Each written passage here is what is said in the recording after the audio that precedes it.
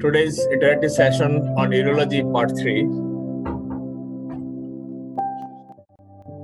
Today's topic of discussion are, first we discuss about the procedure of digital rectal examination, then carcinoma prostate, stricture urethra, and lastly the rupture urethra. So first we start with the digital rectal examination. So their description is given in the last lecture. Today's revised the topics. So this is a video presentations of steps of digital rectal examination, counseling of the patient and consent taken from the patient. Second, privacy of the patient by proper screening and position of the patient. And here, in case of female examination, in female attendance must be present at the time of examination, must. So this is the position of the patient, and wear the gloves and lubricate the finger by daily. So look, their inspection, first inspect the perineum, because a lot of other associated disease may, along with the genitourinary disease. For that reason, during DRE examination, you must inspect the perineum. Is there an excoriation? Is there an external or prolapse hemorrhoid? Is there an anal fissure skin tag? Is there any fistula in ano? And is there any abscess? Abscess is not directly seen. You've seen the other sign of abscess like inflamed induration seen in the perineum or not. So these are the other associated findings may be present, which can be, for that reason you must inspect. So introduce the index finger, be gently.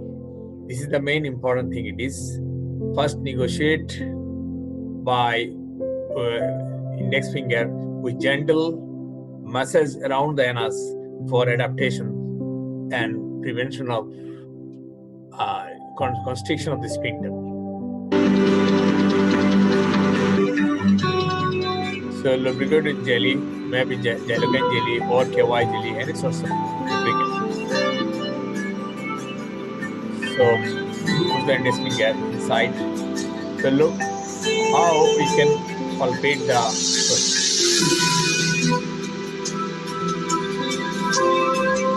The entry wall of the rectum is adherent with the posterior surface of the prostate. So you can easily fill and you can easily assess the upper limit of the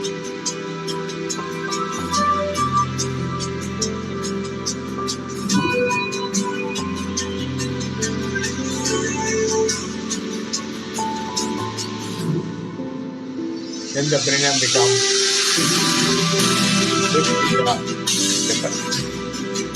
put the gloves in the has been under the bed. So this is about the digital rectal examination. So now start the today's description. Today's topic is carcinoma prostate. So introduction. It is the most common malignant tumor in men over the age of 65 years. That means the elderly patient develop that malignancy usually, carcinoma prostate.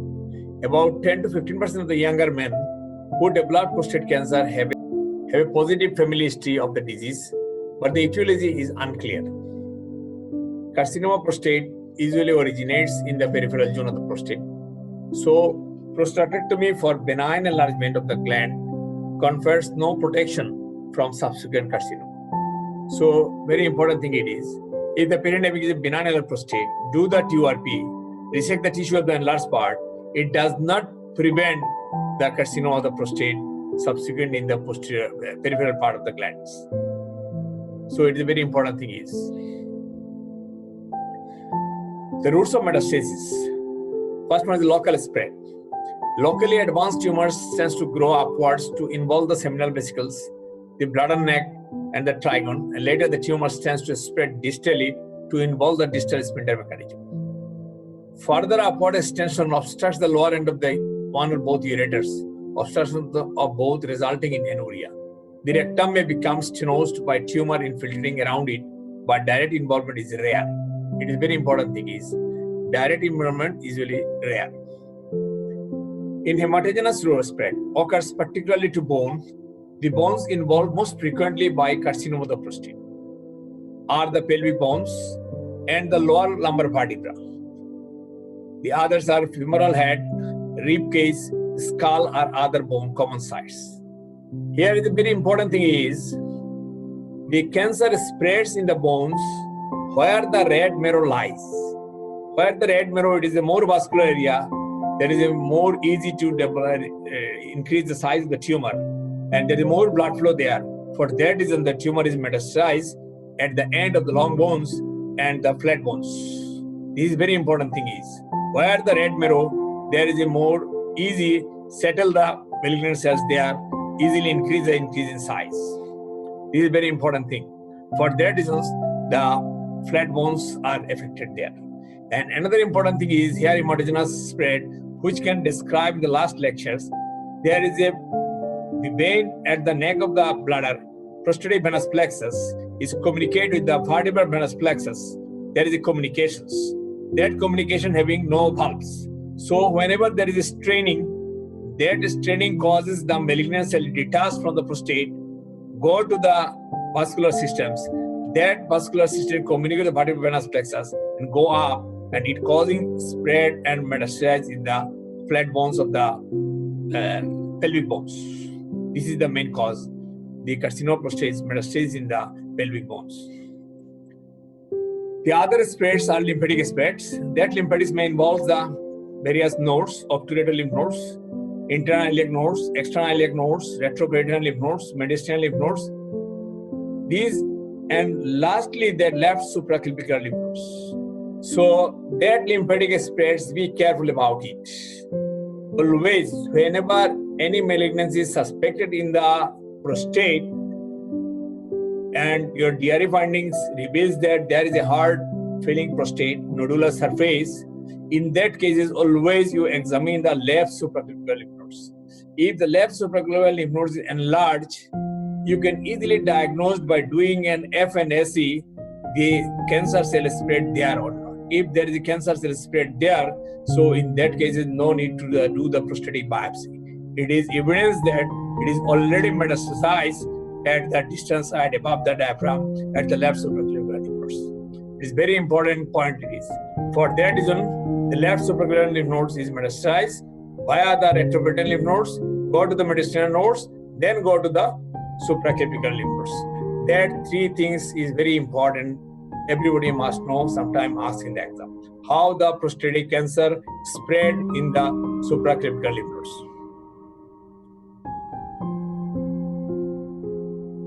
Now we can discuss about the clinical manifestations.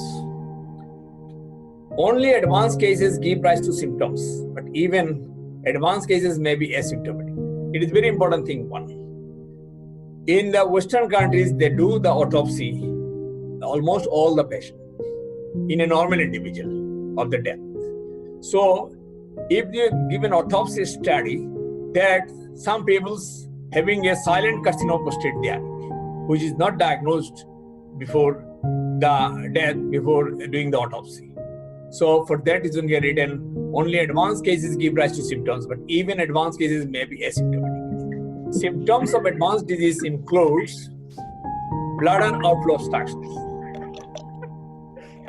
Then is the pelvic pain, hematuria, bone pain, malaise, renal failure. Locally advanced disease or even asymptomatic past metastasis may be found incidentally on investigation of other symptoms. So there is a bladder outflow obstruction. So that bladder outflow obstruction, not all the time. Whenever the disease is infiltrated more at that time. Pelvic pain involves the pelvic nerves at that time. Hematuria, when there is involving the mucosa membrane, at that time there is hematuria, or there is obstruction which causing the vesical piles and causing bleeding.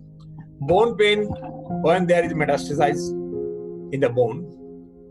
And renal failure is very advanced disease at that time may develop renal failure.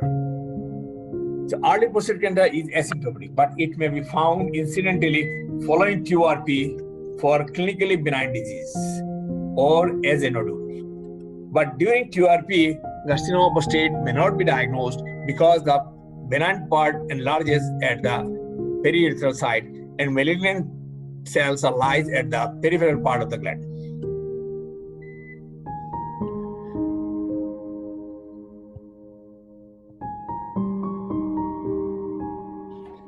So, digital rectal examination. So, digital rectal examination assess first the size of the prostate. It is asymmetrical enlargement.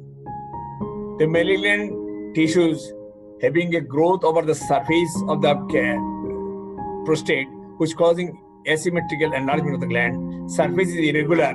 If you feel the consistency is hard, and rectal mucosa may be fixed in advanced cases, and median sulcus is obliterated in case of malignancy. And after removing the finger, you look, there is a blood stain, maybe if the mucosa is involved at that time. So other investigations are prostatic biopsy. There is two sorts of biopsy taken. One is blind transrectal biopsy with a biopsy gun, or another one is by transrectal ultrasound-guided biopsy. That means there is a ultrasound probe, rectal probe, put inside the rectum through the anus, and over the probe there is a guide channel. Through this channel, after confirmation by looking in the monitor, the suspected size of nodularity lesion over the subprostate. Whenever the lesion is suspected, that area is planned, and over the guide there is a channel through which the TrueCut needle biopsy needle can introduce through the channel, go into the suspected site of the lesions. And by looking the ultrasound probe rectally, sure that the tip is at the site of the lesions. Then you fire the gun, the tissue is automatically cut and loaded within the gun tissue. Remove it out and send the tissue for histopathological examination with some preservatives. That means the formaldehyde solution, formalin, mixed with formalin, and sent for histopathological examination. Multiple sample taken by par-rectal examination, through transrectal ultrasound guided biopsy. But here is a very important thing is that transrectal ultrasonography is an invasive procedure, and it passes through a dirty area through the anus and rectum, which is fecal matter contaminated area. For that, before doing that transrectal ultrasonography, it is better put some glycerin suppositories or laxatives, clean the bowel, and then examine the patient. So at that time, the rectum become empty, clean, there is a less chance of infection. So it is a precaution needed in case of rectal biopsy, par-rectal, transrectal ultrasound guided biopsy. It is important one thing. And after transrectal biopsy, the patient may develop prostatitis, or may patient develop prostatic abscess. So there is two danger subsequently may develop. One is prostatitis, another one is prostatic abscess. So at the same time, I discuss some about the prostatic abscesses. Whenever the patient develops prostatic abscess, so there is inflammation, there is swelling of the prostatic tissues, so it's causing obstruction of the lumen, causing acute retention of urine. The patient having associated with high fever, chill or rigor. And if you do a digital rectal examination, in that time, if you do the digital rectal examination, you feel the prostate, it becomes rare, it becomes soft in consistency and more tender. If you palpate the anterior wall of the rectum, that means posterior side of the prostate is more tender and more warm. That indicates the patient having prostatic abscess, which is confirmed by doing an transrectal ultrasound or normal ultrasonography that the patient develops prostatic abscess. If the patient develops prostatic abscess, the treatment is very simple. That means first you relieve by catheterization, retention is relieved by catheterization. After preparation, antibiotics, the patient is sent to the operation theater, do the spinal anesthesia, put the cystoscope, and with the endoscope, the prostatic urethra, if you just like a TURP, chunk of tissue become cut, the prostatic abscess become drained through the urethra to the exterior. So this is the management of prostatic abscess drainage. The other marker is prostate-specific antigen. That means it lacks sensitivity and specificity in diagnosis of early localized prostate cancer. It's very important thing is, everybody we are running through the PSA. So PSA is normal, there is no malignancy, no. In early stage, it is not possible to diagnose by doing a PSA. So if the PSA is more than 10 nanogram per ml, is suggestive of carcinoma. If it is more than 35 nanogram per ml, is almost diagnostic, it is carcinoma of prostate. So that two things must be remembered. Because if you do the DRE, or if you put a catheter, or the patient having a prostatitis, the PSA become raised. So normal prostatic value is up to 0.4 nanogram per ml. It is normal individual. But if you do the DRE and prostatic massage, there is the increase of PSA. So if it is more than 10, then it is suggestive. If it is more than 35, it is almost diagnostic, the patient having carcinoma of prostate. Then some general blood test is needed. These are normal in early disease. So in the general blood test, they are normal in early disease. But in metastatic disease, there may be erythroblastic anemia secondary to extensive marrow invasion, or anemia may be secondary to renal failure. There are two causes patient develops anemia. There may be thrombocytopenia or evidence of disseminated intravascular coagulopathy with increased fibrogen degradation products. So other investigations are to rule out the metastasis, do a chest X-ray. So by doing the chest X-ray, looking the picture, you can evaluate that the patient having the lung fields, there is any secondaries or not, the ribs, is there any lesions or not, and that lesion of the ribs or the bones having a spatial characteristic feature is the normal bone metastasis by other diseases usually is the osteolytic lesions, destroy the bone, but here the bone deposition, osteoblastic lesion there, more sclerode the bone at the site of the lesion. Where the cancer cell there is more deposition of the bony tissue. For that reason, it is called the osteoblastic lesion. The lesion become more white. An abdominal X-ray shows the osteoblastic lesions in the pelvic bones and lumbar vertebra. It can easily detect that there is some osteoblastic lesion, metastatic lesion there. And other function like liver function test, alkaline phosphatase, increases due to the hepatic involvement or the secondaries in the bone. But secondary hepatic involvement is the more specific in the alkaline phosphatase or gamma glutamate transferase. And another one is bone scan, technetium-99 bone scan. This is isotope scan. It is sensitive in diagnosis of metastasis than skeletal survey. It is not only for the prostatic cancer, any sorts of secondaries, you can do the bone scan, you can easily evaluate where the hot spots are, that the area it becomes most likely having a metastasis.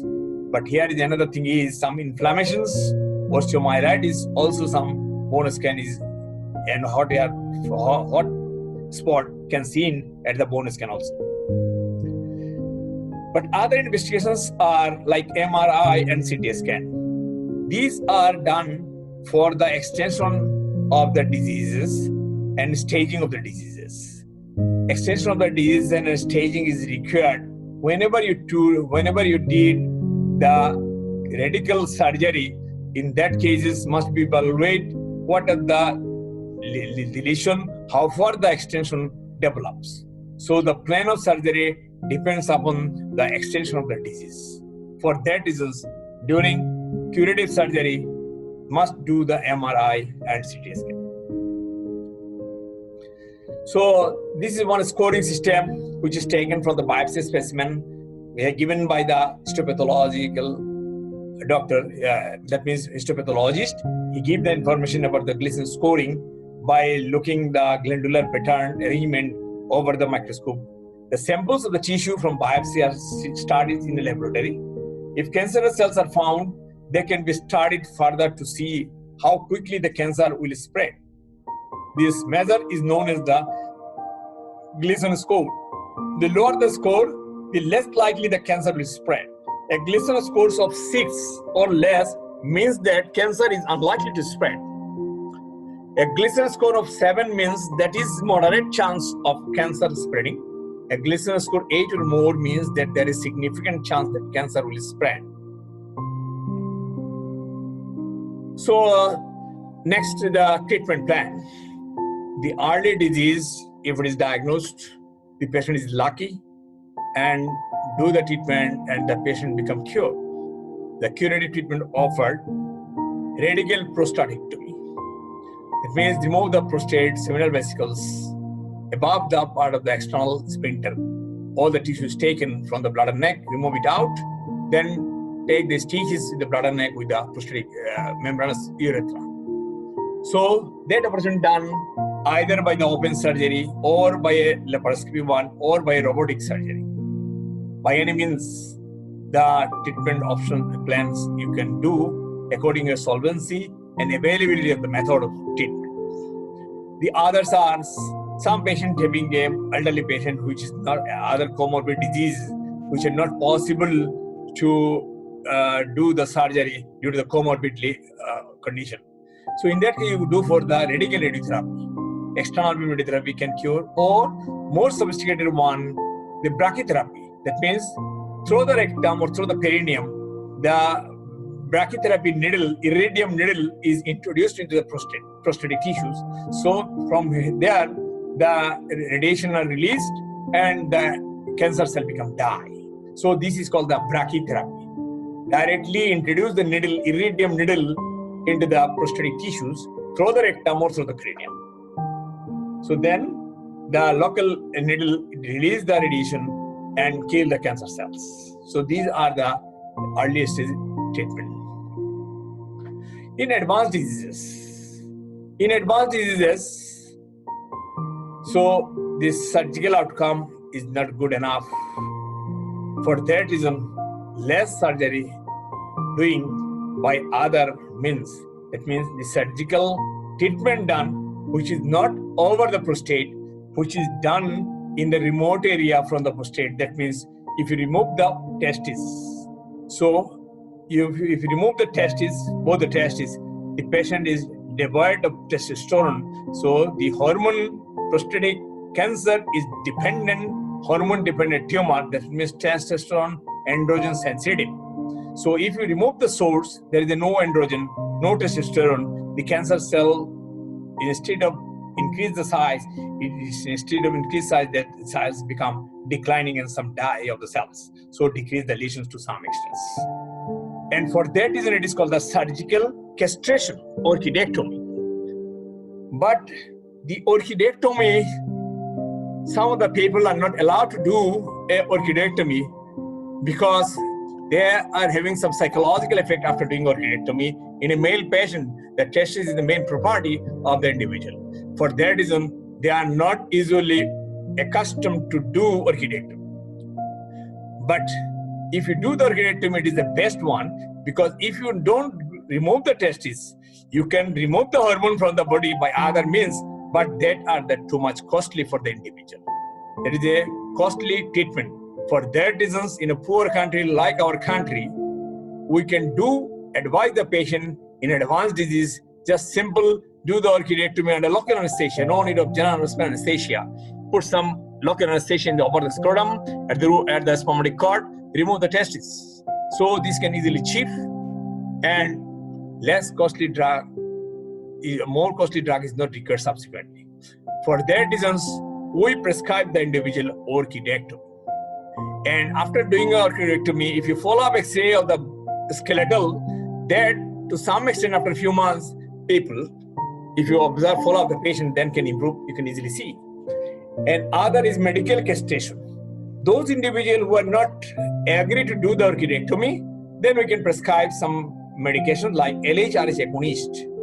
LH-RH agonist, which is available in the market, which is called the goserelin, Choladex. It is a monthly depot injection, one injection monthly subcutaneously given. So every month is needed. The cost is about 10,000 probably. One vial cost is about 10,000. So monthly needed 10,000 for doing that LHRH agonist injection, and some anti-androgen drugs, flutamide, prescribes along with it. And others are radiotherapy. If you give the radiotherapy over the posterior metastasis on one side, bone metastatic side, though some extent of pain become declining. So palliative treatment, and some chemotherapy takes some rule over the cancer metastatic side, but that are not the curative one. All of those are palliative treatments. The hormone therapy is also called the androgen suppression therapy. The goal is to reduce levels of male hormones called the androgens in the body to stop them from fueling prostatic cancer cells. It is a very important thing. The goal is to reduce levels of male hormones called androgens in the body to stop them from fueling prostate cancer cells. That means the prostate cancer cells is hormone dependent. If there is androgen is there, the cancer cells proliferate more rapidly. Androgen stimulate prostate cancer cells to grow. The main androgens in the body are testosterone and diethyl testosterone. Most androgen is made by testicles and the adrenal gland, as well as prostate cancer itself. Can also make a fair amount.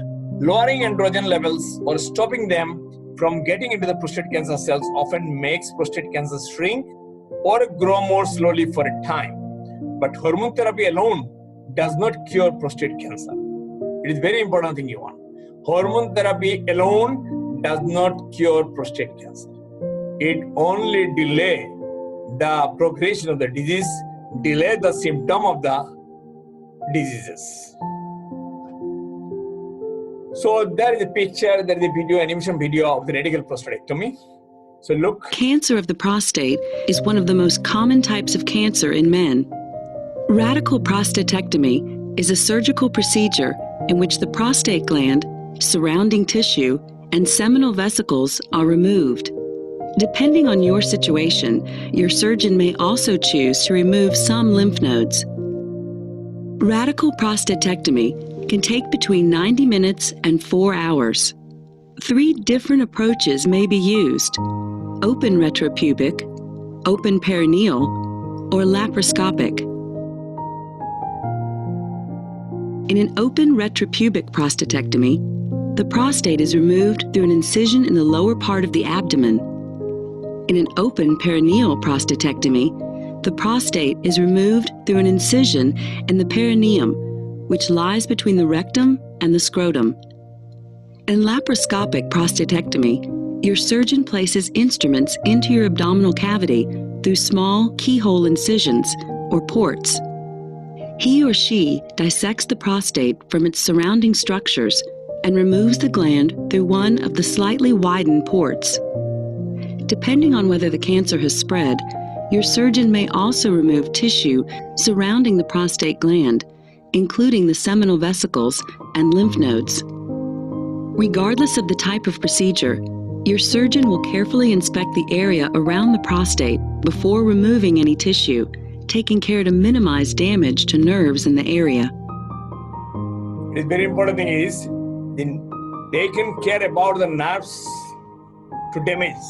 Prevention of damage the nerves. It is very important thing. If you damage the nerves, so subsequently the patient develops incontinence.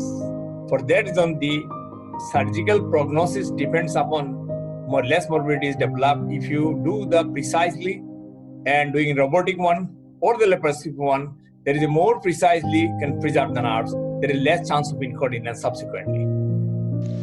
At the end of the operative procedure, a catheter will be put into your bladder to keep it drained. This will usually be left in place for 10 days to 2 weeks after surgery. So this is about the radical prostatectomy. So up to this level, these are about the prostatic cancer management and treatment. Now we can discuss about the next topics is the stricture urethra. So first we can describe about the anatomy of the urethra. In case of male and in case of female, The basic difference is the length of the male urethra is longer and the female is shorter. And the male urethra is 18 to 20 centimeter in length. It depends upon the body configuration of the individual. And the female urethra is about around 4 centimeter in length. And it is little bit shorter and broader in case of female. In case of male, it is longer. And the urethra is extended from the internal urethral orifice in the neck of the bladder to the external urethral orifice at the tip of the penis. It is important one thing it is. Then the urethra is divided into segments, anterior urethra and posterior urethra. The anterior urethra is the penile urethra and the malbar part of the urethra. And posterior urethra is the membranous part and the prostatic part of the urethra. That two part is called the posterior urethra. That is called from this to that level is called the anterior urethra. So what is stricture urethra? Stricture means narrow. The urethral stricture is a scar in and around the urethra which can block the flow of urine and is a result of inflammation, injury or infection. So where there is a trauma, there is a epithelium is replaced by the inflammatory tissue. Ultimately, the epithelium is replaced by the scar tissue. So the urothelium is damaged. There is a narrowing of the lumen replaced by the scar tissue. The collagen tissue deposition there and becomes fibrous tissue. And the fibrous tissue having a tendency to contract. For that reason, the area involvement of the disease is become narrowed, which is called the stricture urethra. Why is stricture urethra common in men? So, because their urethra is longer than that of female. It is a very common sense is applied there. Where the long thing is there, more exposed part, so there is more chance of trauma there. The men's urethra are more susceptible to disease or injury. A person is rarely born with urethral stricture, congenital is very rare. Woman rarely develops stricture urethra. But rarely develops, it may develop, to some female may develop with the stricture urethra. What are the causes? The causes, the descriptions are, the causes are congenital one, very rare, inflammatory. That means inflammatory means secondary to urethritis, like gonococcal or non-gonococcal urethritis. Secondary to balanitis, xerotica obliterans, there is one source of inflammation. And next is a traumatic one. The traumatic one is vulnerable side is a vulvar urethral injury and pelvic fracture with urethral disruption injury. That means whenever there is a pelvic bone is fracture, sympathies with this fracture, there is a butterfly segment. So whole urethra is detached. So it is called the urethral disruption injury. The others are iatrogenic injury. The iatrogenic injury means during instrumentations or urethral catheterization or during TURP surgery or cystoscopy or anyone. At that time, the urethra may be injured. And secondary to radical prostatectomy, secondary to radiotherapy to the prostatic cancer, and lastly is the idiopathic one. So look, there is a clinical presentations. There are symptoms and signs. The symptoms are poor flow, hesitancy to maturation, straining to void. In a normal individual, whenever they are strained to some extent, it can easily void it out. But if there is a narrowed area, so the patient needs more strain to evacuate the urine, forcefully emptying the bladder. For that reason, straining to void. And prolonged maturations. The time is needed to more time because the pathway is narrow, so the caliber is narrowed. For that reason, the urine, all the urine is not passes in a compared to the normal individual in a short time. For this, prolonged maturation is needed. And sometimes there is retention of urine. Stricture along with infection, inflammations, there is a narrow complete obstruction which causing retention of urine. If urinary retention, then the bladder was full, that means the suprapubic region become distended. And if the metal stenosis, then if you examine the external urethral meatus, the meatus, if it is pinpointed, that means narrowed, you can diagnose the patient having a pinpointed metal stenosis present. So, metal stenosis may be associated with stricture along with the distal part, along with the proximal part. Metal stenosis not only that the patient having metal stenosis is causing the stricture. No. Here is a metal stenosis, there may be a zero with another one is stricture, there may be. Or only the metal stenosis is there. So during investigations, that investigation is a routine examination, is ultrasound of the KOB region, prostate, MCC, and PPR. That investigations is not capable of diagnosis of stricture, but that investigations can dictate what about the effect of stricture in the urinary bladder or not. If the patient is stricture long time, so there is a back pressure, so back pressure causing bladder stabilized, circulated, evacuated. There is a high diureter, hydronephrosis. So that thing you can evaluate there's some amount of obstruction at the lower part of the bladder neck. It may be a prostate, it may be prostate, may be stricture.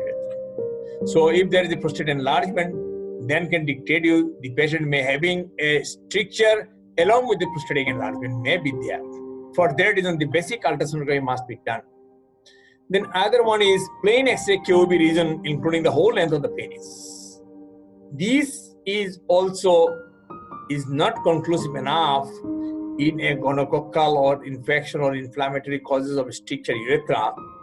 It only helpful in case of the patient having a previous history of fracture pelvis that can you can detect, and another one you can detect that the patient may having along with the stricture, if there is a stone, radiographic stone there, you can easily diagnose that the patient having a urethral stricture along with some urethral stones or the bladder stones there. So that can help the plain X-ray KOB region, including the whole length of penis. The serum creatinine is must because it can dictate the renal function, what damage of the kidney by the effect of the stricture you can easily assess. And uroflowmetry, this is important one. There is a speed is narrowed, so time is more. You can easily assess that the patient may having some stricture, maybe. It is not the confirmatory one, but the confirmatory to some extent can diagnose if you put some dye through the external meatus to the urethra, go to the bladder, which is called the retrograde. That means from urethral opening, the dye is pushed to the proximally, which is called retrograde. Urethra is visualized for this, the name is called the urethrogram. And after entering the dye into the bladder, then do an X-ray during the pushing the dye, do an X-ray, it is called the retrograde urethrogram. And after introduce the dye into the urethra and the bladder, the patient asks to micturate. At the time of the micturation, the X-ray is taken, it is called the micturating cystourethrogram. So always we do the RGU and MCU. Be careful about it. RGU and MCU. It is asked in the exam what is the abbreviations are. RGU means retrograde urethrogram. MCU means micturating cystourethrogram. So be careful about it. If the dye is not passing the stricture proximally, in that cases it is not possible to do an MCU. So if the dye is passing to the proximally, if you do an MCU, in that time the stricture proximal part become dilated seal. And another one is direct confirmatory test, which is called the flexible urethroskopy. Flexible urethroskopy. In advanced center, where there is a full setup of urology present, which is called the office urethroskopy. That means whenever the patient is chamber in the hospital, surroundings at the side there is a room where the flexible endoscope is there. So if you suspect the patient having a lesion in the urethra, so just put the patient, send the patient to the side room over the bed and go there, put the jelly, introduce the flexible urethroskop and directly look the lumen is narrowed or not. It is direct evidence. It is 100% confirmatory. 100% confirmatory investigation is flexible urethroskop. But the ultrasonic in expert center, if the sonologists are expert enough, he can also give some information about when ultrasonography of urethra. That means the urethra is loaded with Jessican jelly. So the distended of the urethra produced by the Jessican jelly, and after that the tip of the penis is held up by a hand. So the jelly is over the lumen. So the urethra is distended. But at the side of the stricture, it is not capable to distend. So at that time, if you place a ultrasonograph probe over the penis, rub it there, look the monitor where the narrowed, is there any narrowing or not, you can easily diagnose that the patient may having some stricture there. It is also helpful, and also helpful that the ultrasonographic evaluation of the urethra is more accurate in determining the spongiofibrosis, but it is operator dependent. Not only the urethra, also he can measure the spongiosum, bulbous spongiosum. There are three things there. Two at the side of bulbous cavernosum. At the ventrally, that means dorsally, there is a bulbous spongiosum. Bulbous spongiosum is surrounding the urethra. So if the bulbous spongiosum also scarred, it can easily evaluate it by doing ultrasonography. What about the spongious condition is at the side of the stricture is. So look at the picture. So RGU, there is a urethra is distended, but the prostatic urethra is compressed there in a normal individual. Look, it is a RGU. When there is a MCU, RGU and MCU, look, the patient is micturate like that. So the proximal part is dilated, and there is a narrow area segment which is the side of the stricture. So there is a stricture, and there is also a stricture, which is not the normal one, stricture. So if you measure the stricture segment is long enough from here up to that level. So stricture, by looking at an X-ray, you can evaluate, is there a multiple segment stricture or is there a single level stricture? If there is a single level stricture, what is the length of the stricture is? The length of the stricture dictates the types of the treatment is. So if the very small segment is stricture, just you divide the stricture scar, this urethra is apart, the patient can easily micturate after optical urethrotomy. So for that reason, MCU is a very important tool to evaluate the lesion segment length and the multiple stricture or single stricture for evaluation. Look at the picture. So in endoscopic view, whenever you introduce the cystoscope, urethroskop, so there is a wide caliber, but at the center there is a narrowed caliber. And look, the epithelium is and here. So the narrowed area is the side of the stricture one. So the treatment plan is, if we open the stricture segment by cutting or by forceful dilatation, that means stricture there is surrounding the collagen tissues. So there is scar tissue. The scar tissue having less blood supply. So if we dilate with the dilator, then firstly the small size, then increases gradually the size, and that size can easily, the patient can micturate. If the dilatation is possible, that size of dilator, then the parent can micturate easily subsequently.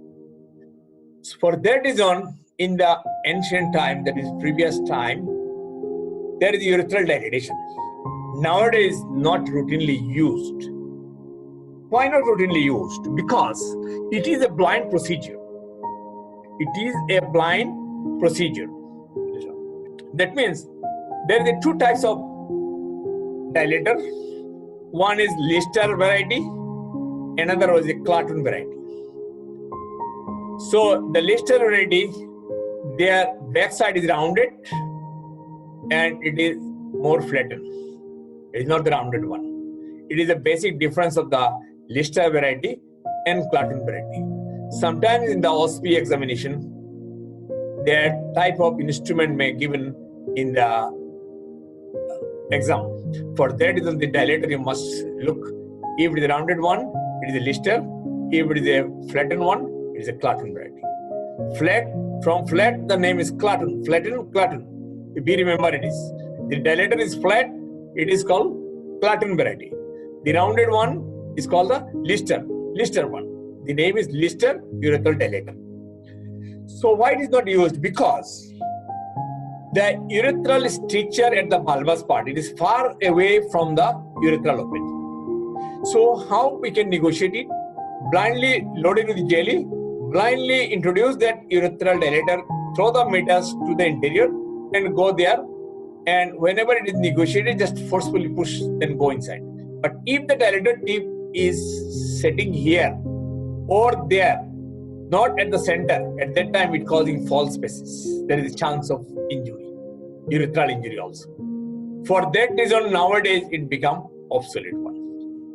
But in the ancient times, Sushruta, an Indian surgeon, wrote in his book Sushruta Samahita that urethral stricture was treated by very simple thing. From that things the dilator thinking is coming. Treated by urethral dilatation by green stick from the tree, lubricated by ghee or butter. From that technique, the dilatation technique is discovered. So it is a blind procedure. Nowadays, it is not done by dilatation, the treatment options. So by forceful dilatation, the scar becomes tear. So the scar tissue, if forcefully dilated, the scar tissue becomes teared. So a part of the urethra, mucosa, and put a catheter there, take it 10 to 12 days or 2 weeks. After that, the patient can be curated. And again, there is a stricture, again need for dilatation. So this is the dilatation technique. But nowadays, it is not done. In case of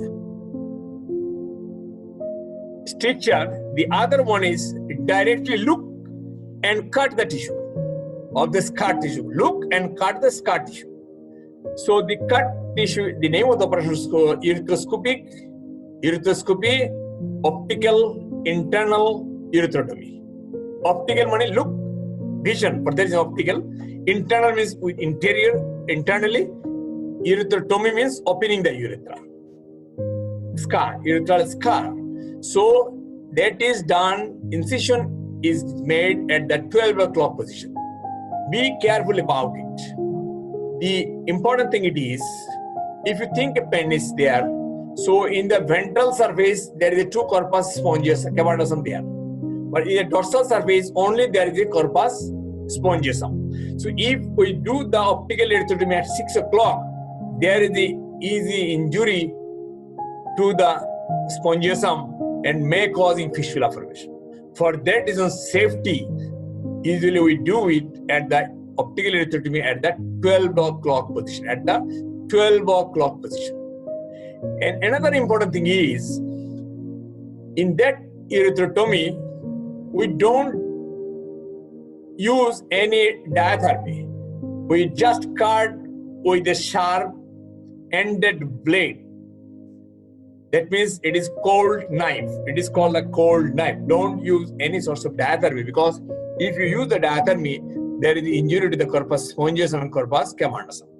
For that reasons, in the optical stricture urethra, never ever use the diathermy.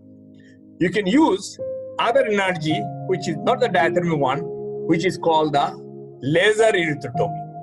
That means introduce the cystoscope, look there, if you apply the laser over there, it can easily cut the tissues and you can easily negotiate it.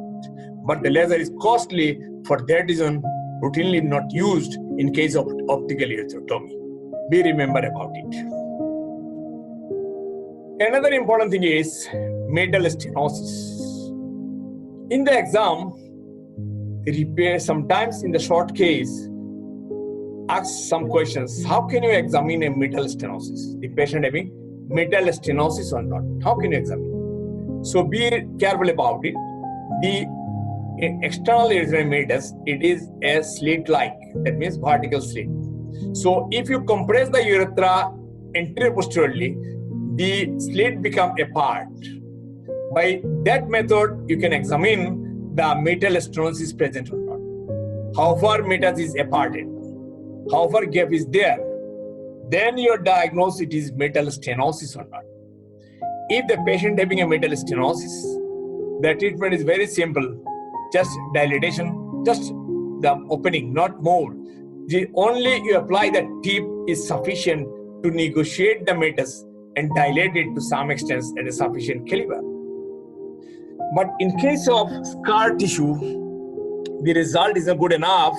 In that cases, the treatment is called the metoplasty.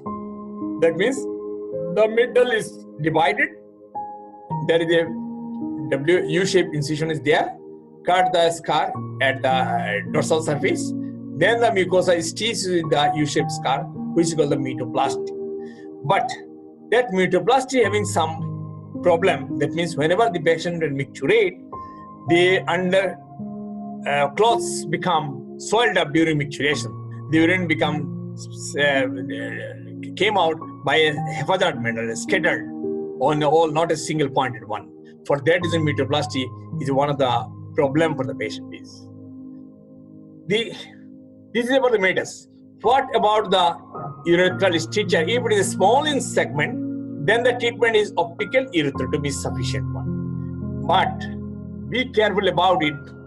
The disease of the stricture is not cured by a single settings. It is the birthday disease. That means the patient needs every birthday maybe treatment needed. For the stricture again, there is a stricture, again there is a stricture. Every birthday may be needed to treat the patient subsequently. So once the stricture is developed, it is a birthday disease may develop.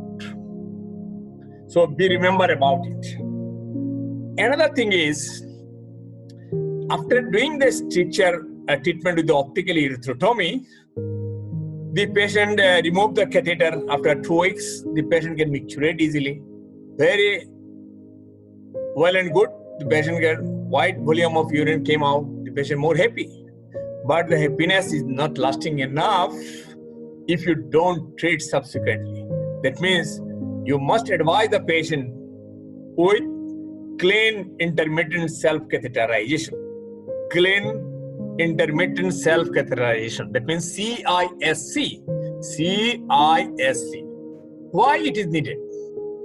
Because you just divide the scar tissue.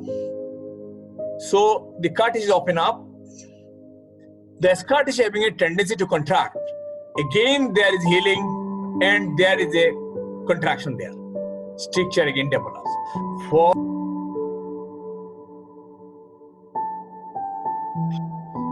long time management and better result, the CIS is mandatory for the patient. The Nelaton catheter is available throughout the country. Very cheap, is about 40 to 50 taka. So self-catheterization done with the Nelaton catheter size 14 or 16 usually. Usually we prescribe after this 60 for Nelaton catheter. Initially, once alternate day for 1 week or 2 weeks, then every 2 days alternately or 3 days alternately. That are the various options advice. And lastly, you can advise them every weekly must be needed to do the clean intermittent self-catheterization. So that causing some dilatation and the scar is not possible to contract more, long time can open the pathway. So this is called clean intermittent self-catheterization. What about the long segment stricture? If it is a long segment strictures, the treatment is needed. There is 2 options. If it is a smaller, very small one, go for the optical. If it is a 1 centimeter gap or 1.5 centimeter, in that cases, just you open the urethra, excise the scar, and end-to-end anastomosis. It is called anastomotic erythroplasty. Anastomotic erythroplasty. If it is a medium-sized stricture there, but if it is a long segment stricture, in that cases the anastomotic is not possible, because if you anastomose there is a discrepancy of the corpus spongiosum and corpus cavernosum, and the scar is not, anastomosis is not lasting there. It becomes disrupted with the tension. For that reason, The long segment stricture can be treated by flap or graft. The flap or graft, flap is taken or graft is taken from the buccal mucosa or the scrotal skin. Just open the stricture, lay open, and then the buccal mucosa taken from the mouth, anastomosis with the side of stricture side, or scrotal skin can graft it there. So these are about the urethroplasty, anastomotic or the flap or graft urethroplasty. But after operation, the catheterization for 2 weeks. 2 weeks after catheter off, advice about clean intermittent self-catheterization. This is about the stricture management of a stricture urethra. What about the complications? So the complications, obstruction, stasis. So stasis causes multiply of the organism. So there is infection. So there is a recurrent urinary tract infections. Then urinary tract infection causes needles formation and causing the stone formation. So urinary bladder stone may develop. The back pressure change causing the bladder muscle needed to more work. So there is a trabeculation, circulation, diverticulation. All of them causing some stasis and stone formation, infection, etc. And lastly, there is a long time which is not treated. At that time, there is a back pressure change in the upper urinary tract, which is called the hydroureter hydronephrosis. And sometimes, repeatedly, there is infection at the stricture side, causing periurethral abscess formation. The abscess infection of the stagnant urine just proximal to the stricture, and abscess become burst out. And subsequently, there is a multiple opening, which is urethral fistula. And when the multiple opening, which will go watering can perineum. And complication due to straining. The other disease may develop due to the increase in abdominal pressure, which causing the hernia, hemorrhoid, and rectal prolapse. So look the video which is taken buccal mucosa from the mouth and make an anastomosis at the side of the stricture. Just make a vertical incision.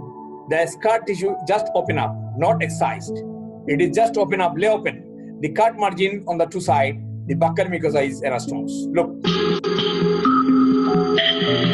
Stricture urethra is a disease that affects the urethra, which is the passage through which urine is voided from the bladder.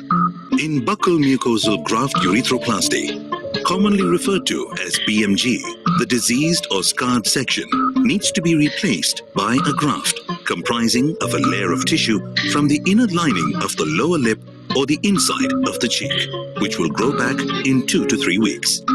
In BMG urethroplasty, an incision is made in the perineum, that is the area between the scrotum and the anal opening. Then the urethra is dissected and isolated. An opening is then made in the narrowed urethra. The area is then bridged with the graft. Look, the area is open up, so the anterior wall is made by the scar tissue. So only the gap is filled up by the buccal mucosa. To ensure there is no narrowing of the incised area, which is otherwise composed of unhealthy tissue. A tissue is taken from the inner lining of the lip or the cheek and is sutured onto the urethra over a catheter, which will be retained inside for 2 weeks to ensure a wide passage. The wound is then closed with absorbable suture material, which dissolves over the next 3 to 4 weeks. There is no chance of frequent recurrences, which are often seen in commonly used conventional techniques like visual internal urethrotomy, commonly referred to as VIU.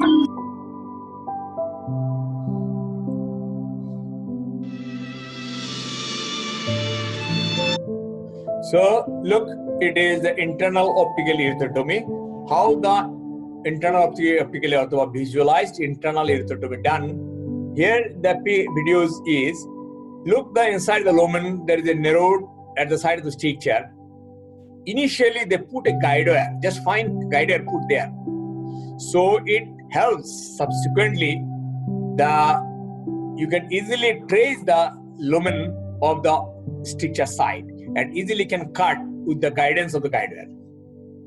For that reason, that there is a place a guide wire through the cystoscope to the side of the stricture. So it is a small segment of stricture. So it is a one thing. It is a after maturation there is a retain of the bladder there. So it is a post-word maturation. It is cystogram phase.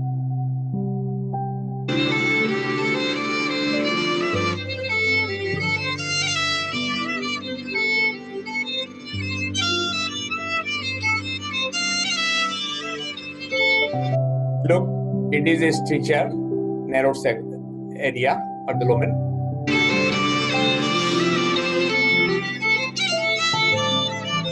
So cardiac is push, through the opening, the bladder. Then cut the scar with the knife.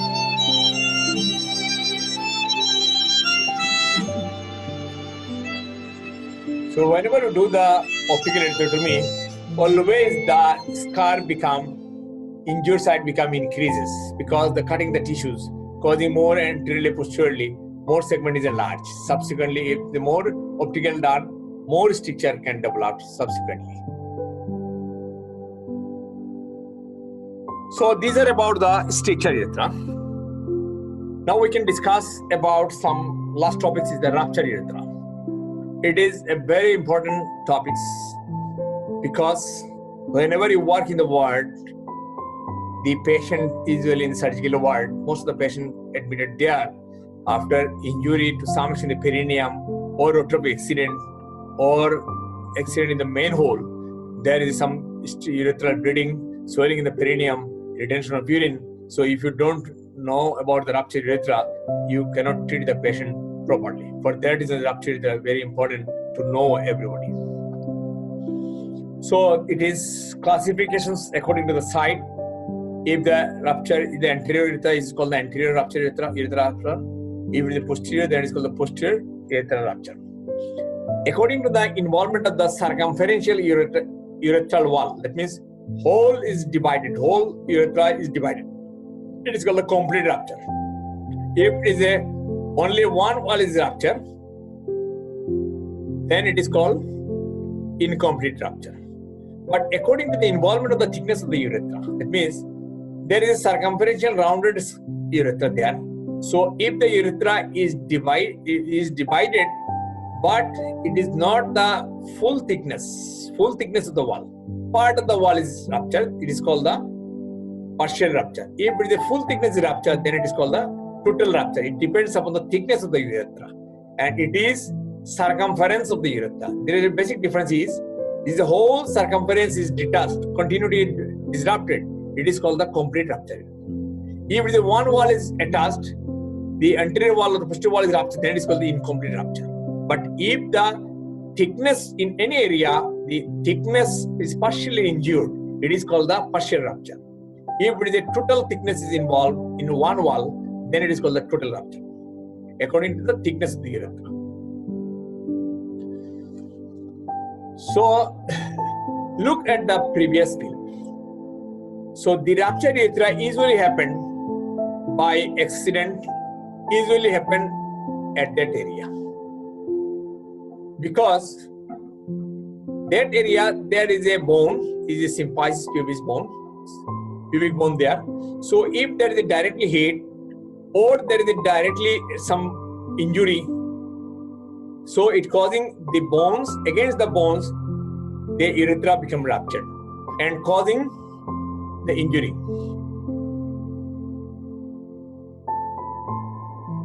So for that reasons, etiology, the anterior urethral rupture usually occurred falling astride a projecting object. If you fall from a up, there is any bamboo or any metallic things there. If you both legs are apart together, it directly hit up on the perineum and causing the injury to the urethra. Or during cycling, if there is slip, the urethra perineum become injured at the central pipe of the bicycle.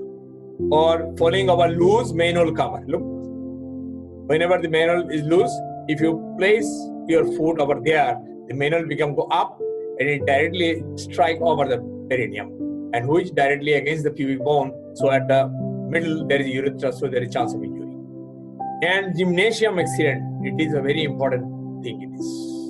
And others are iatrogenic. That means whenever the patient go for catheterization, so there is a chance of injury, or cystoscopic or urethrostomy procedure, or during circumcision, that are the injury to the anterior urethral rupture. Then about the posterior urethral rupture, it is due to the pelvic fracture.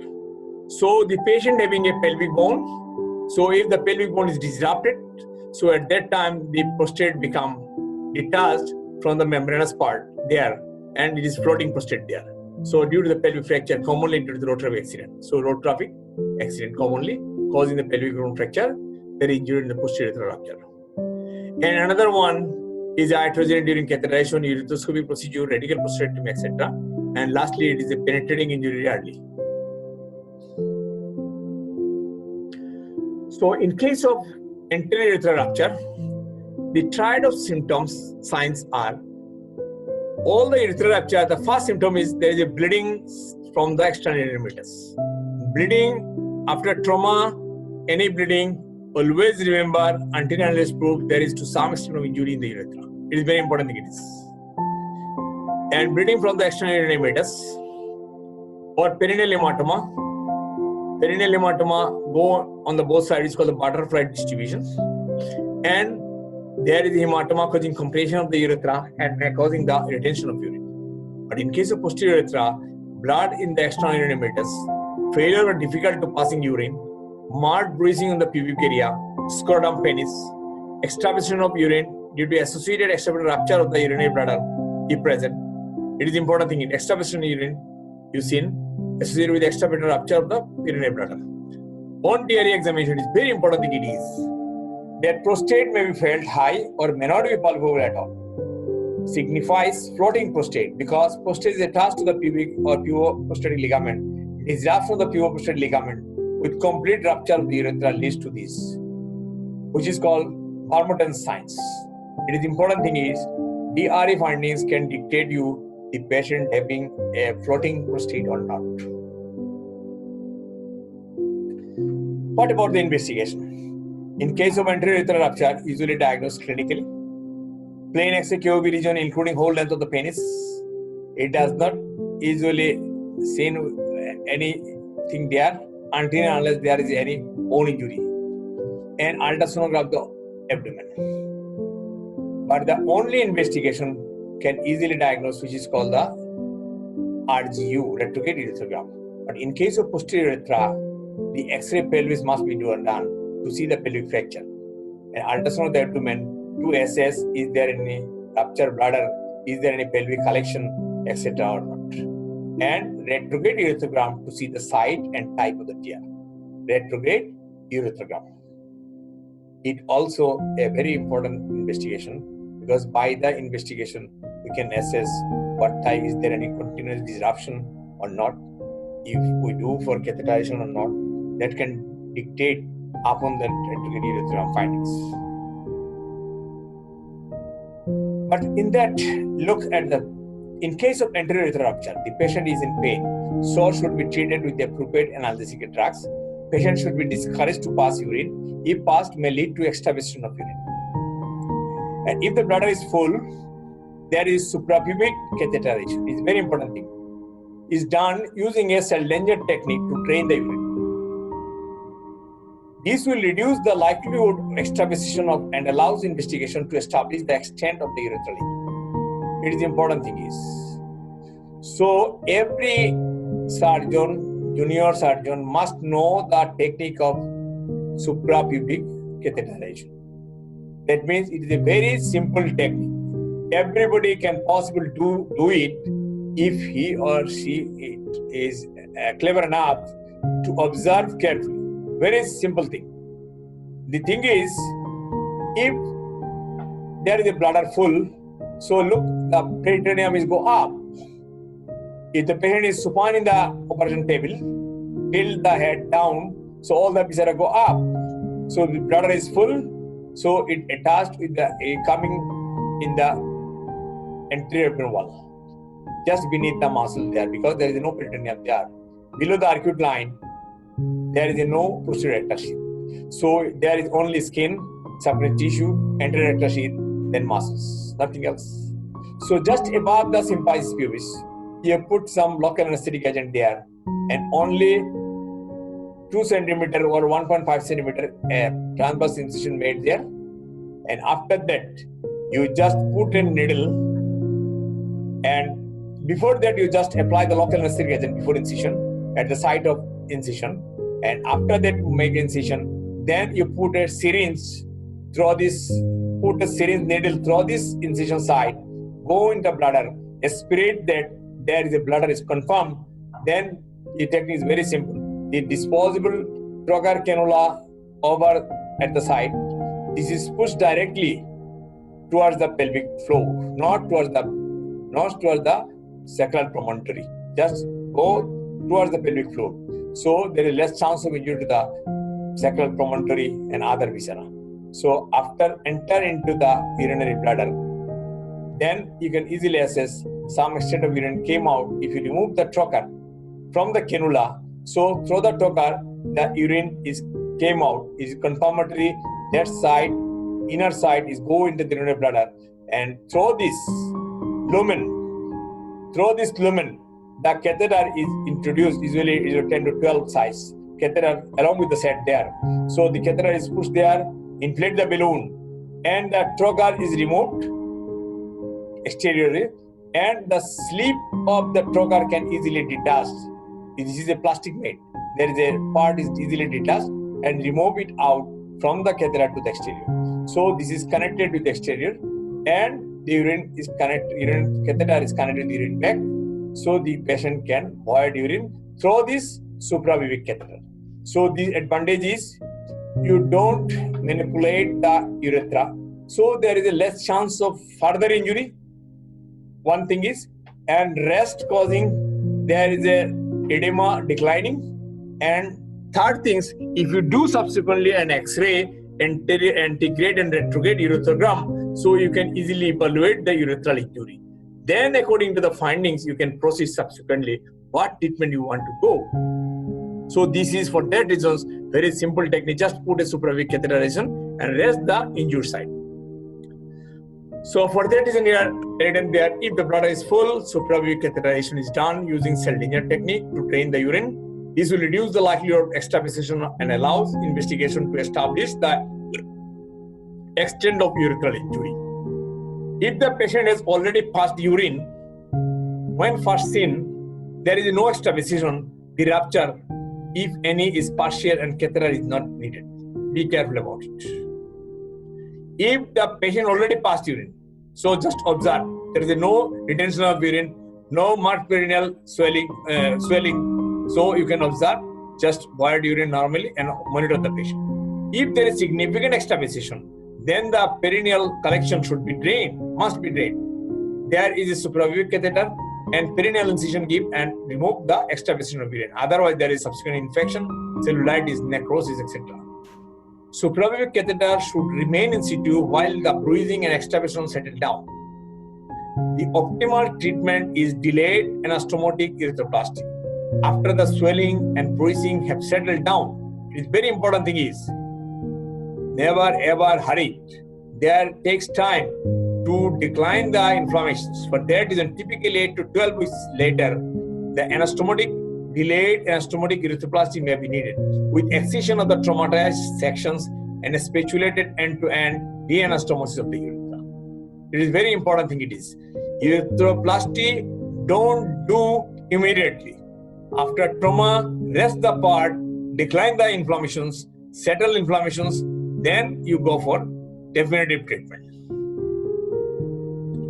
In case of posterior urethral rupture, resuscitation of the patient, very important thing is, they are associated with the pelvic bone fracture. For that reason, the suprapubic catheter should be inserted as soon as practicable using the Seldinger technique. But be remember about it. If the patient having a pelvic bone fracture, bladder is full in that case. If the patient having a associated bladder injury, in that time the bladder is not full. The bladder also rupture intraperitoneally, extraperitoneally, the bladder become collapsed. It is not possible to do the Seldinger technique. Be careful about it. before doing the cell linear technique, always remember you must confirm clinically or do an ultrasonography to confirm that the bladder is full, it is near the suprapubic region. Then you go for the cell linear technique. Often the bruising and swelling associated with fracture makes the suprapubic catheterization difficult. Very important thing it is. There is some suprapubic edema, hematoma may also to some extent there if there is rotary accident, for the very difficult to localization. So in that case, ultrasound guidance is required maybe. Ultrasound guidance, you can put a cell linear technique. In the presence of coexisting extraperitoneal bladder injury, the patient may need surgical explorations, that means laparotomy may be needed, bladder repair may be needed, suprapubic catheter placement, drainage of the retropubic space if needed. If in a patient with a pelvic fracture who does not have blood at the urethral meatus and who has not yet passed urine, a single gentle attempt at catheterization by an experienced doctor. Be careful about it. In a patient with a pelvic fracture who does not have blood at the urethral meatus and who has not yet passed urine, in that cases, very gently by an experienced doctor, put a catheter. If successful, okay, wait and see. Specific treatment according to the types and site of the injury. Delayed anastomotic erythroplasty is preferred. Definitive treatment of complete disruption. These are about the treatment of the ruptured urethra. So far possible I can cover all the 3 disease topics. Everything elaborately describes.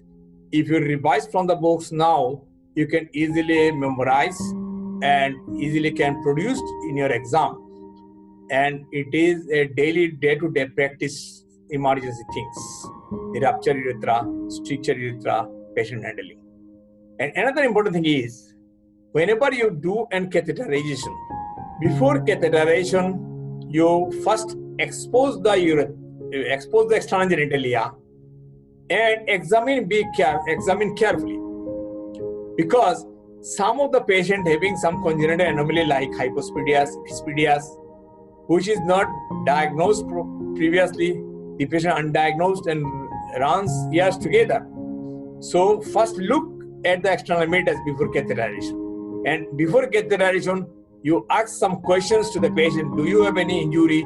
Do you have any operation in the urethra? Because in an optical erythrotomy, there is no scar in the exterior. You don't be able to diagnose by looking at examination or inspection. For that reason, before catheterization, always ask some question to the patient. Do you have any surgery in the urethra previously? Do you have any dilatation? Do you have any stricture, optical erythrotomy, etc.? You must ask and examine the external genitalia, particularly the urethral external urinary meatus. This is the first thing. Otherwise, you don't able to put the catheter inside there. Particularly any prosthetic surgery, in the examination in your chamber, always first look the urinary meatus. Because if the metal stenosis, if they're having a hypospadias, you don't able to do the TURP because the erythroscope, cystoscope is not capable to introduce there. So first needed to treat the patient of the hypospadias, epispadias, etc. Then go for the surgery. For that reason, inspection is a very important thing. And all the time in a stricture urethra, prostate enlargement, carcinoma prostate, always examine the testes because all of the diseases associated along with epididymocarditis or testicular abscess. For that reason, because if you don't look, sometimes some patient come after operation, I have no disease in the testes, now I having a disease in the testes. Say blame you. He blame you. For that reason, you first examine and note it that the patient having some epididymocarditis findings there. You write it in the prescription pad.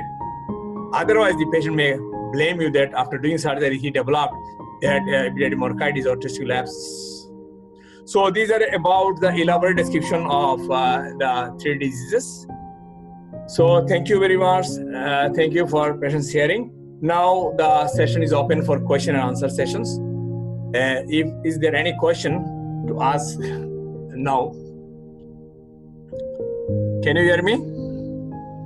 Yes, sir. Sir, I had a question on stricture urethra. Yeah. Sir, why don't we take any biopsy in case of stricture urethra before or after the surgical procedures? Because in case of gonococcal infection, if any child acquires the gonococcal infection from its mother, as it occurs invariably. So if any stricture is caused due to the gonococcal stricture, so and it takes usually 1 year time to develop the stricture after the gonococcal infection has occurred. So within this 1 year, this chronic infection can cause some malignant changes and they develop the stricture. So why don't we take any biopsy before or after the procedures? So the mother gonococcal urethritis is not developed the child gonococcal urethritis. It is a wrong conception. Okay. It is not easily possible. The congenital gonococcal urethritis during delivery, the patient is contaminated and the urethra is contaminated. There is chance of gonococcal urethritis. Very rare. It is not possible. From the mother, So it is not possible to do the gonococcal urethritis develop in the newborn baby or in the child, because the gonococcus is situated in the prostatic urethra at the settle there.